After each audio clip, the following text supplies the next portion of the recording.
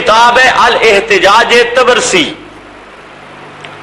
جس میں سارے احتجاج انہوں نے جمع کیے، اور یہ کتاب شیعہ مذہب کی بنیادی کتاب یعنی معتبر کتابوں میں سے احتجاج تبرسی، جس کا آج تک کسی نے انکار نہیں کیا۔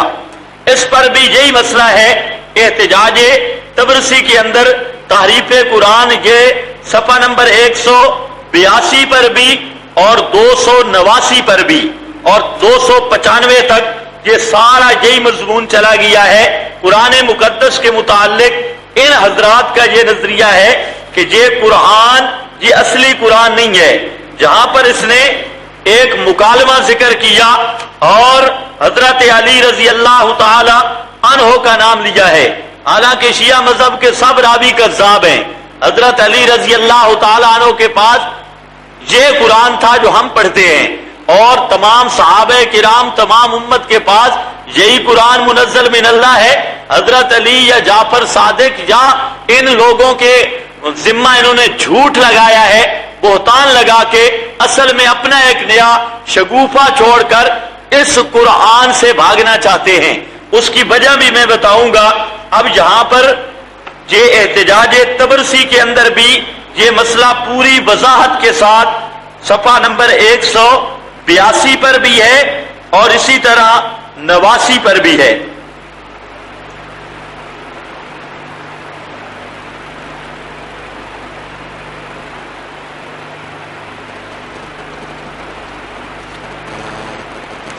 یہ لمبی بات چل رہی ہے۔ کہتے ہیں کہ انا عثمان،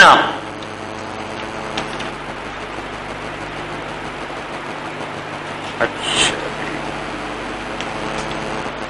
جی اگر کچھ لکھنا چاہیں تو لکھوا بھی دیتا ہوں میں، حیران ہو کر دیکھ رہے ہیں۔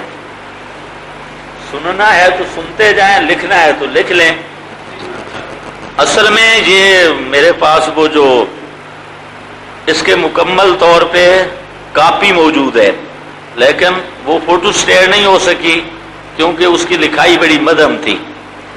تو باقی تو مسائل آپ کو فوٹو سٹیٹ ملیں گے، لیکن اس میں تھوڑی سی تکلیف کرنی پڑے گی۔ تو عبارتیں تو ہیں لمبی، آپ اتنا صفحے نوٹ کرتے ہیں، کتابیں ادھر ہی ہیں، جس کو شوق ہو بعد کے اندر پھر نوٹ کر لے۔ میں آہستہ آہستہ پڑھتا جاتا ہوں، جو ساتھ ساتھ لکھ سکتا ہے تو وہ ساتھ ساتھ بھی لکھ سکتا ہے۔ تو یہاں پر بھی مسئلہ وہی ہے کہ نبی پاک صلی اللہ علیہ وسلم کی وفات کے بعد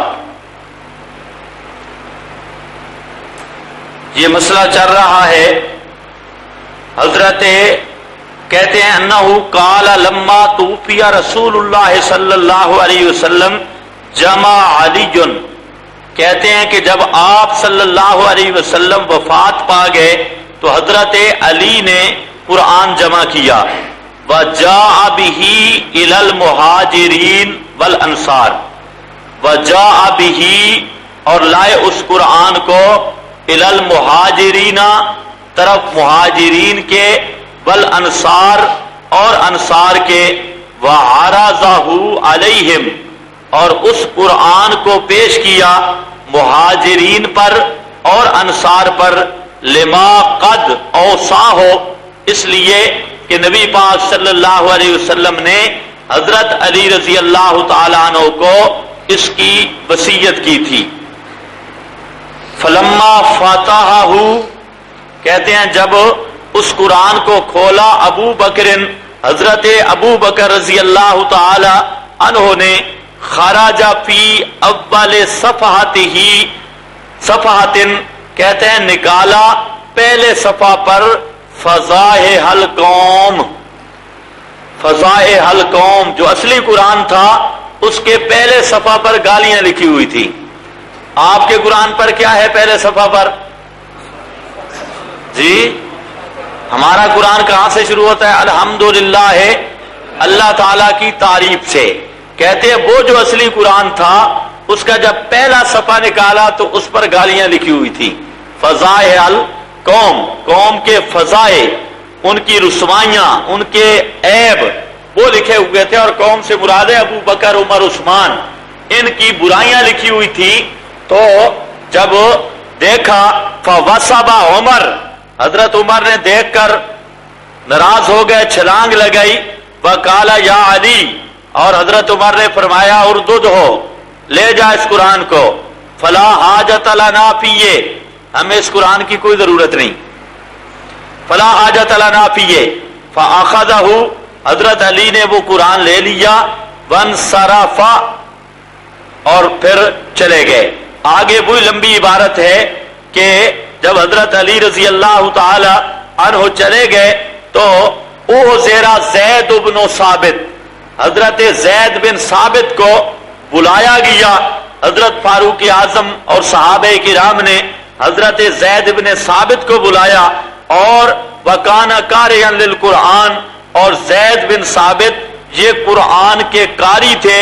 فقال له عمر، ان کو حضرت عمر نے فرمایا ان علی جاء بالقرآن، حضرت علی ایک قرآن لے آئے، فی فضائح المہاجرین، اس کے اندر مہاجرین کو گالیاں ہیں، بل انصار، اور انصار کو بھی گالیاں دی گئی ہیں۔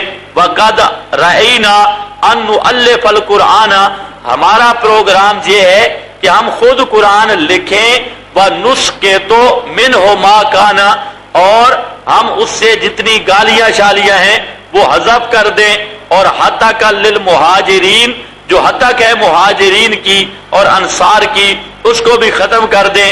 فَأَجَابَهُ زَيْدٌ إِلَى ذَلِكَ ثُمَّ قَالَ، یہ لمبی عبارت جا رہی ہے، زید بن ثابت کو جب بلایا گیا تو حضرت زید بن ثابت نے فرمایا اگر میں یہ قرآن لکھ بھی دوں اور پھر حضرت علی اپنا قرآن ظاہر کر دے تو ہمارا تو بنا بنایا کھیل بگڑ جائے گا، اگر ہم قرآن لکھیں اور حضرت علی اصلی قرآن لے آیا تو ہمارا یہ سارا پروگرام ضائع ہو جائے گا۔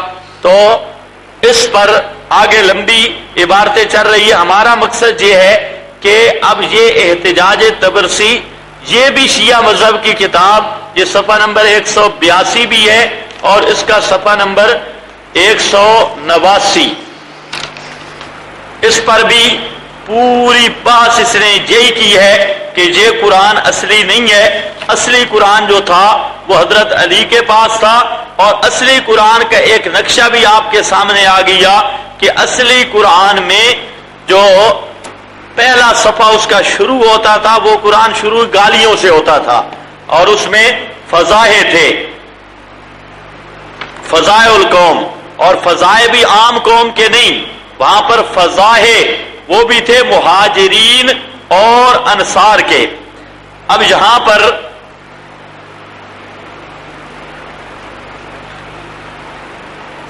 اس نے احتجاج طبرسی، اس پر حضرت علی کا ایک فرضی مقالہ ذکر کیا، کہتا یہ ہے کہ ایک زندیق نے حضرت علی سے کچھ سوال کیے، اور اس زندیق نے ایک سوال یہ کیا کہ قرآن پاک میں منافقین پر اتنے زجر نہیں ہیں، بہت کم ہیں منافقین کے، ان کی بہت کم ڈانٹا گیا ہے، اور جبکہ انبیاء کرام علیہم السلام کی زلات کو بڑھ چڑھ کر بیان کیا گیا، حضرت آدم علیہ السلام، حضرت یونس علیہ السلام، اور ان کی لغزشوں کو قرآن نے بڑھ چڑھ کر بیان کیا، جبکہ منافقین کے عجوب قرآن بیان نہیں کرتا۔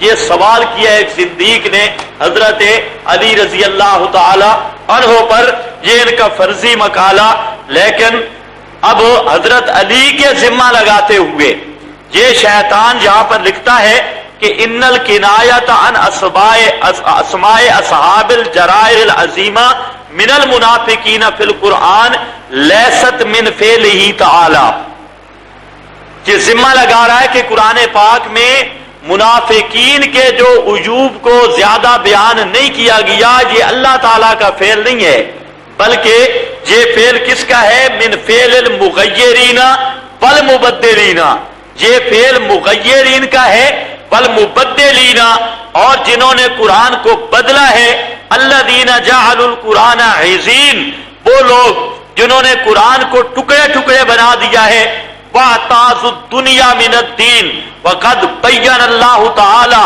قِصَصَ الْمُغَيِّرِينَ، یہ لمبی بات یہاں پر بھی اس نے یہی بات کی کہ منافقین کے جو زیادہ وجوب بیان نہیں ہوئے اور انبیاء کرام کی لغزشیں بیان ہوئی ہے، یہ اللہ تعالیٰ کا فعل نہیں ہے، بلکہ اللہ تعالیٰ نے تو انبیاء کی کوئی لغزش بیان نہیں کی اور منافقین کے بڑے بڑے وجوب بیان کیے تھے۔ اب جو یہ چیزیں نہیں آئیں تو یہ فعل ہے مبدلین کا، مغیرین کا، جنہوں نے اس قرآن کو بدلا اور اس قرآن پاک کو اللہ کما انزل اللہ اس کے خلاف کر دیا جس طرح اللہ تعالیٰ نے نازل کیا تھا، اس لیے یہ فعل ہے محرفین اور مبدلین کا۔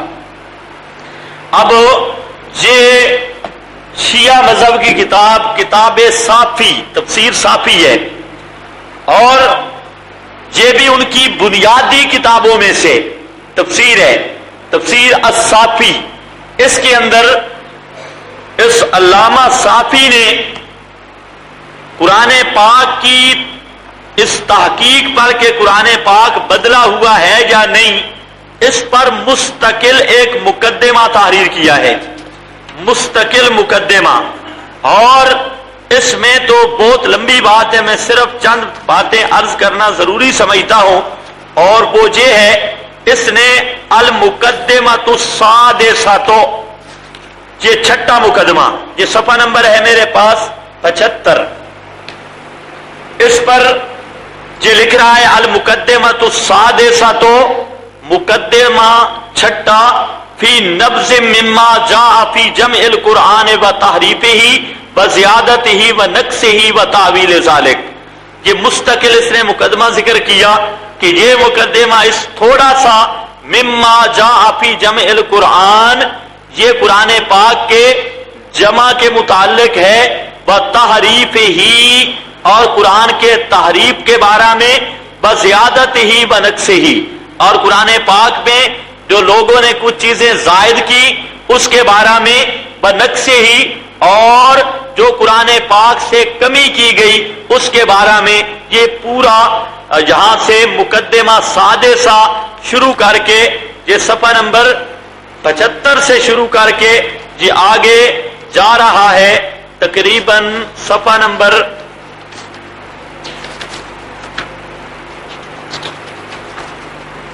یہ صفحہ نمبر 95 تک چلا گیا ہے۔ یہ پورا مقدمہ اسی باب میں ہے کہ یہ قرآن محرف ہے، اس میں تبدیلی ہوئی، اس میں کچھ چیزیں زائد کر دی گئی جو اللہ تعالیٰ نے نازل نہیں کی تھی، اور کچھ چیزیں اس سے کم کر دی گئی اللہ تعالیٰ کی جو نازل کردہ تھی، کچھ کم ہو گئی، کچھ زائد ہو گئی۔ چنانچہ اسی پر یہ ایک لمبی بات نقل کرتے ہوئے کہتا ہے، ان ابی جعفر قال لولا انہ زید فی کتاب اللہ، اگر قرآن پاک میں کچھ چیزیں زائد نہ کی جاتی، بنو کے صفیے، اور کچھ چیزیں کم نہ کی جاتی، ما خفی حقنا علی ذی حجا، تو ہمارا حق جو تھا، یہ جو کہتے ہیں ہمارا حق، چونکہ شیعہ مذہب کا بڑا حق یہ ہے کہ حضرت علی خلیفہ پہلا ہے، حضرت علی جو ہے وہ پہلے خلیفہ ہیں۔ اب اس کو وہ سمجھتے ہیں منسوس، منسوس سمجھنے کے بعد ان کے پاس کوئی نص نہیں، قرآن پاک کی کوئی آیت نہیں، نبی پاک صلی اللہ علیہ وسلم کا کوئی فرمان نہیں، بلکہ حضرت علی رضی اللہ تعالی عنہ نے صدیق کو پہلا خلیفہ مانا اور ساری زندگی صدیق کے خلیفہ بلا فصل پر شاہد رہے، اور حضرت صدیق اکبر رضی اللہ تعالی عنہ کو اپنا امام مانا، ان کے پیچھے نمازیں پڑھی، ان کے مشیر رہے، اور حضرت علی رضی اللہ تعالی عنہ نے پوری زندگی خلافت صدیقی کو ثابت کر کے، حضرت صدیق کے پیچھے نمازیں ادا کر کے، اور اس کے ساتھ حضرت صدیق اکبر کی معاونت کے ساتھ پکا رہ کر یہ ثابت کر دیا ہے کہ پہلا خلیفہ سیدنا صدیق اکبر رضی اللہ تعالی عنہ ہی ہیں۔ لیکن یہ کہتے ہیں حق ہمارا تھا۔ اب جب ان سے مطالبہ کیا جاتا ہے کہ تمہارا یہ حق کون سے پارے میں ہے، کس پارہ میں ہے کہ حضرت علی خلیفہ اول ہے، کیونکہ تم کہتے ہو کہ ہر چیز کیا ہوتی ہے؟ منسوس.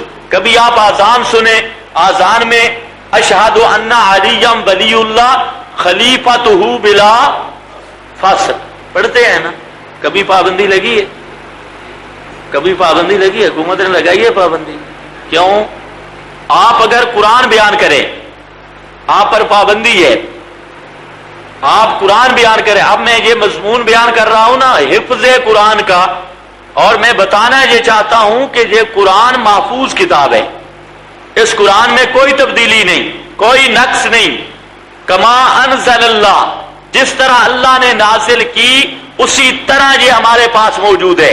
اس کے اندر کوئی تغیر، کوئی تبدل، کوئی تحریف، کوئی نقص، کوئی زیادت مخلوق کی طرف سے آ نہیں سکتی، مخلوق کر نہیں سکتی. ہاں اس قرآن پاک کے احکام میں اگر کچھ تبدل کرنا چاہے تو ما ننسخ من آیت اور ننسہا، یہ خود مالک کا کام ہے، یہ مخلوق نہیں کر سکتی. وہ نسخ کا مسئلہ ہی جدا ہے. تو بہرحال کہتے ہیں اگر یہ قرآن محفوظ رہتا، میں عرض یہ کر رہا تھا کہ وہ تو پورا قرآن و سنت اور تمام صحابہ کرام پر تبرہ کر رہے ہیں اس جملہ میں کہ اشہد ان علی ولی اللہ خلیفۃہ بلا فصل. یہ یاد رکھو، یہ معمولی جملہ نہیں، یہ وہ جملہ ہے جو اہل تشیع کہتے ہیں، اور اس جملہ سے وہ پوری امت کی تکفیر کر رہے ہیں اور یہ بتاتے ہیں کہ حضرت علی یہ خلیفہ بلا فصل ہے، اور معاذ اللہ حضرت صدیق، فاروق، عثمان وہ غاصب تھے اور انہوں نے حضرت علی سے خلافت چھینی ہے.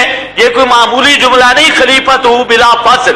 اس لیے وہ اتنا بڑا کفر بکتا ہے اذان کے اندر 5 وقت اور پھر لاؤڈ سپیکر پر، لیکن اس پر کوئی پابندی نہیں. اور ہم اگر اتنی بیان کر دیں تو بہت ساروں کی پارا تیز ہو جاتا ہے اور ان کی رگیں پھول جاتی ہیں، او جی یہ فرقہ واریت مچاتے ہیں. اس لیے اب ہر مسلمان پر قرآن مقدس کی حفاظت کے حوالے سے ذمہ داری بنتی ہے یا نہیں؟ آپ دیکھیں گے انشاءاللہ ان 3-4 دنوں میں ہماری گفتگو کا موضوع قرآن ہے. اس لیے میں نے ابتدا سے شروع کیا ہے کہ پہلے یہ فیصلہ کیا جائے کہ یہ قرآن یہ خدا کا کلام ہے یا اس میں کوئی تبدیلی ہو گئی ہے. تو میں عرض یہ کر رہا ہوں ایسا بدبخت گروہ جو شروع سے کہہ رہا ہے کہ یہ قرآن بدلا ہوا ہے، یہ اصلی قرآن نہیں ہے، اس کے اندر تبدیلی ہے. وجہ یہ ہے کہ شیعہ مذہب اول سے لے کر آخر تک یہ قرآن پاک کی کسی آیت میں شیعہ کا کوئی مسئلہ موجود نہیں. جو ان کے مسائل ہیں تو انہوں نے تو کہنا ہے یہ قرآن بدلا ہوا ہے، جس طرح بریلوی مذہب ہے. یقین فرمائیں جس طرح شیعہ مذہب اول سے لے کر آخر تک اس قرآن کی کسی آیت میں نظر نہیں آئے گا، اسی طرح رضاخانی اور بریلوی ہیں، اور جو حکم ان کا ہے وہی حکم ان کا ہے. جو ان کا حکم ہے یہ انشاءاللہ آگے چل کے میں پوری بات بتاؤں گا. تو یہاں پر یہ